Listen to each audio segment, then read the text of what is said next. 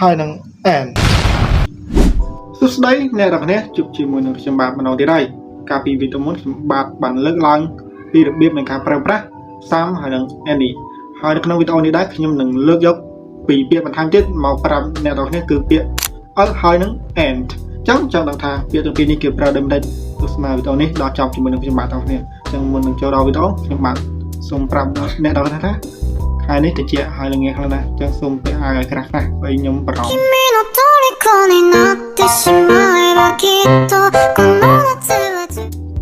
អូខេចូលដល់វីដេអូយើងវិញហើយនឹង earn គេប្រើមិនហើយនឹង earn គេប្រើជាមួយនឹង singular ហ្នឹងមានន័យថាឯកវចនៈមានន័យតែមួយឯងហើយយើងប្រើវាជាមួយនឹង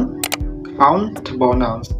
អញ្ចឹង countable noun ហ្នឹងគឺជានាមដែលរាប់បានដែលយើងបានរៀនពីវីដេអូមុនអូខេអញ្ចឹងខ្ញុំនឹងលើកយកពាក្យហើយនឹង earn ថាគេប្រើវាមិនអាពីហ្នឹងអញ្ចឹងគឺយើងត្រូវប្រើជាមួយនឹង consonant sound មានន័យថាជាព្យញ្ជនៈជា noun ដែលមានសំឡេងព្យញ្ជនៈឧទាហរណ៍ student ឧទាហរណ៍ teacher អញ្ចឹងខ្ញុំនឹងលើកឧទាហរណ៍មកthere is a student in the class មានន័យថាមានសិស្សម្នាក់នៅក្នុងថ្នាក់អញ្ចឹងយើងមើល student គឺមានតែមួយទេគឺយើងអត់ថា SA ញញ៉ៃទេដោយសារយើងប្រើជាមួយអញ្ចឹង student អូខេចូលដល់ example ទី2គឺ I am a teacher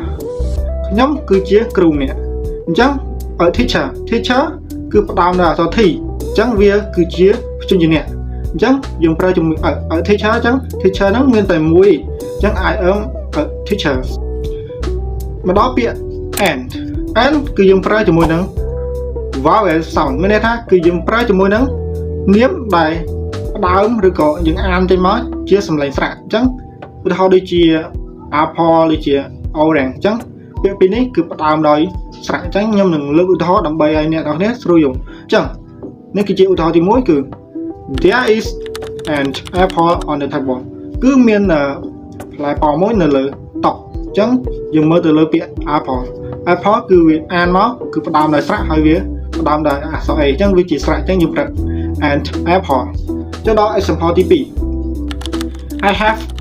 an orange យើងមើល orange គឺអក្សរ O ហើយយើងអានមកគឺវាផ្ដើមដោយស្រៈអញ្ចឹងយើងប្រើ an orange អូខេបន្ទាប់ពីអ្នកនរបានមើលវីដេអូនេះដល់ចប់ខ្ញុំសង្ឃឹមថា